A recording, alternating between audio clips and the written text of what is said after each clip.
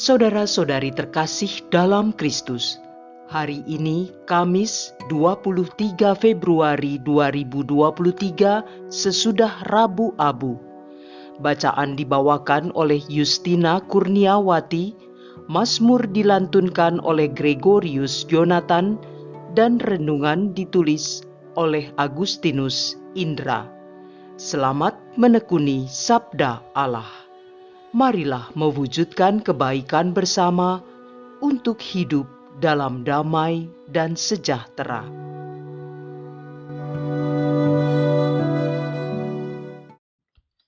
Dalam nama Bapa dan Putra dan Roh Kudus. Amin. Selamat pagi Bapa. Terima kasih atas berkat-Mu yang sungguh luar biasa untuk kami. Karena kami boleh merasakan kehidupan yang begitu indah. Pimpin hidup kami ya Bapa, sehingga pikiran, ucapan, dan perbuatan kami sungguh mencitrakan kasih-Mu. Sehingga kami semakin serupa dengan Yesus Kristus Putra-Mu. Amin. Bacaan dari Kitab Ulangan, bab 30, ayat 15 sampai dengan 20. Di padang gurun, di seberang sungai Yordan, Musa berkata kepada bangsanya, "Ingatlah, pada hari ini aku menghadapkan kepadamu kehidupan dan keberuntungan, kematian dan kecelakaan. Karena pada hari ini aku memerintahkan kepadamu untuk mengasihi Tuhan Allahmu dengan hidup menurut jalan yang ditunjuknya dan berpegang pada perintahnya, ketetapan serta peraturannya. Dengan demikian engkau hidup dan bertambah banyak dan diberkati oleh Tuhan Allahmu di negeri yang engkau masuki untuk mendudukinya. Tetapi jika hatimu berpaling dan engkau tidak mau mendengar, apalagi jika engkau mau disesatkan untuk bersujud menyembah kepada Allah lain dan beribadah kepadanya, maka pada hari ini aku memberitahukan kepadamu bahwa pastilah kamu akan binasa, dan tidak akan lanjut umurmu di tanah kemana engkau pergi menyeberangi sungai Yordan untuk mendudukinya. Aku memanggil langit dan bumi menjadi saksi terhadap kamu pada hari ini. Kepadamu kuperhadapkan kehidupan dan kematian, berkat dan kutuk.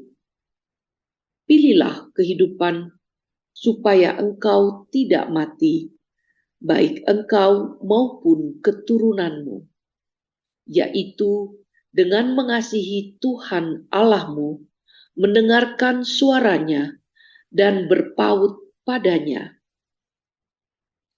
Sebab hal itu berarti hidup bagimu dan lanjut umurmu untuk tinggal di tanah yang dijanjikan Tuhan dengan sumpah kepada nenek moyangmu, yakni kepada Abraham, Ishak, dan Yakub, untuk memberikannya kepada mereka." Demikianlah sabda Tuhan.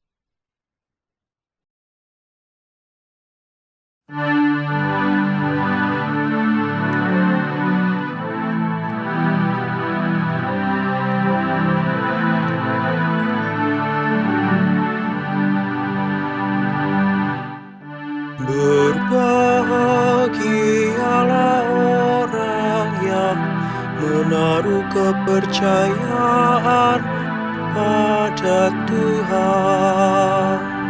Berbahagialah orang yang tidak berjalan menurut nasihat orang fasik, yang tidak berdiri di jalan orang berdosa, dan yang tidak duduk dalam kumpulan pencemooh. Tetapi yang kesukaannya ialah hukum Tuhan, dan siang malam merenungkannya. Berbahagialah orang yang menaruh kepercayaan pada Tuhan. Ia seperti pohon yang ditanam di tepi aliran air, yang menghasilkan buah pada musimnya, dan daunnya tak pernah layu. Apa saja yang diperbuatnya berhasil. Berbahagialah orang yang menaruh kepercayaan pada Tuhan. Bukan demikianlah orang-orang fasik.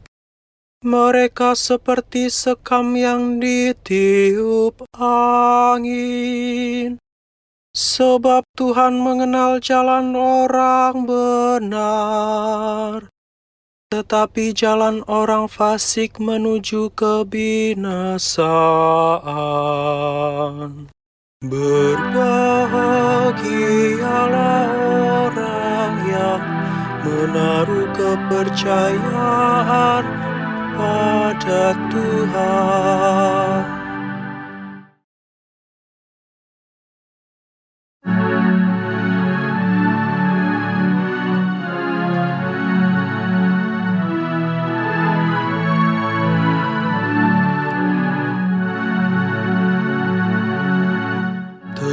Terpujilah Kristus Tuhan, Raja mulia dan kekal.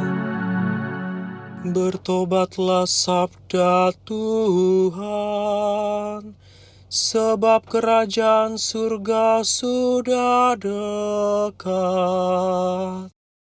Terpujilah Kristus Tuhan, Raja mulia dan kekal.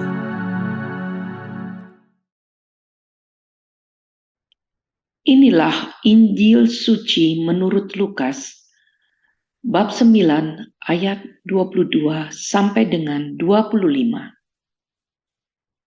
Sekali peristiwa, Yesus berkata kepada murid-muridnya bahwa Anak Manusia harus menanggung banyak penderitaan dan ditolak oleh tua-tua, imam-imam kepala, dan ahli-ahli Taurat, lalu dibunuh dan dibangkitkan pada hari ketiga. Katanya kepada mereka semua, "Setiap orang yang mau mengikuti aku harus menyangkal dirinya, memikul salibnya setiap hari dan mengikuti aku. Karena barang siapa mau menyelamatkan nyawanya, ia akan kehilangan nyawanya. Tetapi barang siapa kehilangan nyawanya karena aku, ia akan menyelamatkannya. Apa gunanya seorang memperoleh seluruh dunia, tetapi ia membinasakan atau merugikan dirinya sendiri?" Demikianlah sabda Tuhan.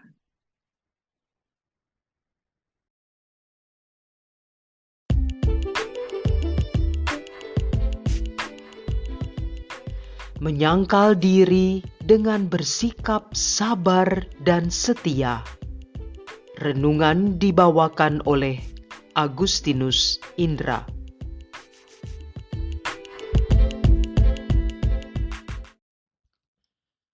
Seorang pemuda melamar pekerjaan di suatu perusahaan. Semua rangkaian tes dilaluinya dengan baik. Tahap interview dilewati dengan sempurna. Saat pengumuman tiba, pemuda tersebut mendapat informasi bahwa dia tidak diterima dengan alasan yang tidak dijelaskan, alias ditolak. Mendapat penolakan membuat kita kesal dan sakit hati. Semua bisa memunculkan rasa marah yang akhirnya membuat kita tidak rasional. Malah dalam kasus percintaan, sering kita mendengar yang tertolak melakukan upaya untuk bunuh diri. Konyol memang. Bapak, Ibu, dan sahabat muda terkasih, secara naluri kita akan berusaha menghindar dari penolakan dan penyangkalan karena kita tahu dianggap menjadi yang bukan utama, maka rasa kecewa dan sakit hati akan kita rasakan. Rasanya seperti tidak diuongke. Tetapi hari ini dalam bacaan Injil, Yesus mengajak orang untuk menyangkal diri, memikul salib setiap hari. Maksud menyangkal diri dapat diartikan dengan tidak menjadikan diri sendiri sebagai yang utama. Sehingga dengan menyangkal diri, kita dapat memahami orang lain. Pemahaman ini yang dapat menjadikan kita berpikir positif untuk menanggapi setiap peristiwa yang kita alami. Pemikiran positif akan membawa kita untuk tidak gegabah dan tetap berada di jalur rasional. Dengan demikian, menjadikannya orang yang sabar dan tahu kapan harus bertindak. Oleh karena itu, kita tidak akan mudah untuk menghakimi orang lain, bahkan akan lebih mudah untuk menerima keadaan atau memikul salib kita. Menjadi karyawan, mungkin kita pernah ditegur pimpinan atas sesuatu yang bukan karena kesalahan kita. Menjadi pelajar atau mahasiswa, mungkin kita pernah karya murninya tidak dianggap sebagai karyanya. Sebagai orang tua, kadang kita kecewa saat kita melihat anak kita menjawab bila ditegur dengan baik. Dengan berpikir positif, kita bisa menyikapi itu semua dengan kesabaran.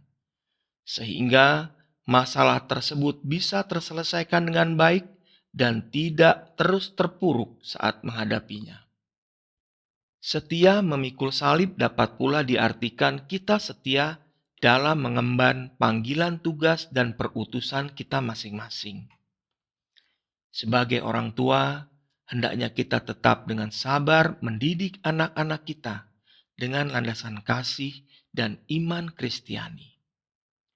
Sebagai suami istri, mari kita taati janji perkawinan kita sampai mati. Sebagai yang telah dibaptis, mari kita taati janji baptis kita. Dan banyak lagi kesetiaan-kesetiaan yang harus kita penuhi sesuai dengan peran masing-masing dalam hidup kita. Bapak, Ibu, dan sahabat muda terkasih, jika kita mengaku diri sebagai murid Yesus, hendaknya kita juga meneladan apa yang dilakukan oleh Yesus. Di masa Prapaskah ini, kita dapat ikut ambil bagian dalam pantang dan puasa. Lebih lagi mengarahkan hidup kita untuk lebih sabar dan setia. Pantang dan puasa kali ini juga dapat menjadi sarana kita untuk mewujudkan kesejahteraan bersama. Marilah kita mohon kekuatan dari Allah Bapa agar kita mampu untuk terus menyangkal diri dan memikul salib kita. Marilah kita berdoa. Allah Bapa yang Maha Rahim, kami bersyukur teladan putra-Mu. Kami juga bersyukur atas rahmat yang Kau berikan kepada kami. Kami mohon ya Bapa, mampukan kami untuk menghidupi teladan putra-Mu dalam kehidupan sehari-hari, sehingga kami dapat menjadi murid-murid yang siap menjadi teladan bagi orang lain dalam setiap kata dan tindakan kami. Demi Kristus Tuhan dan pengantara kami. Dalam nama Bapa dan Putra dan Roh Kudus. Amin. Selamat berpantang dan berpuasa. Semoga berkat Tuhan menyertai kita semua.